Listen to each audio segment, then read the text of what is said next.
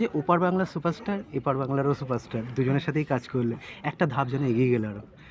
নিজেকে কি মনে হচ্ছে যে এই যে এত দেবদাস সুপারহিট সিনেমা দেখেছো, খাদান কতটা আলাদা তোমার কাছে? দেখো, আমি বাকি ছবির তুলনায় যাচ্ছি না।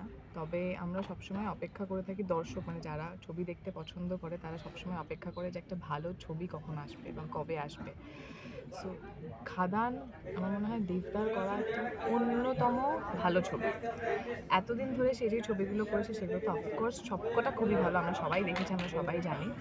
কিন্তু এতদিনের করা সমস্ত ছবির থেকে সমস্ত ছবির একটা টাচ কোথাও আছে আবার নেই। তো এটা সেই কারণে একটু ইন্টারেস্টিং। বাকিটা কেন আমি এত কথা বলছি, বাকিটা যখন হলে গিয়ে লোক সিনেমাটা দেখবে তখন বুঝতে পারবে। একদমই তাই। সব মিলিয়ে দর্শকদের কি বলবে খাদান নিয়ে? সব মিলিয়ে দর্শকদেরকে একটাই কথা বলবো যে 20 ডিসেম্বর খাদান রিলিজ হচ্ছে। আমাদের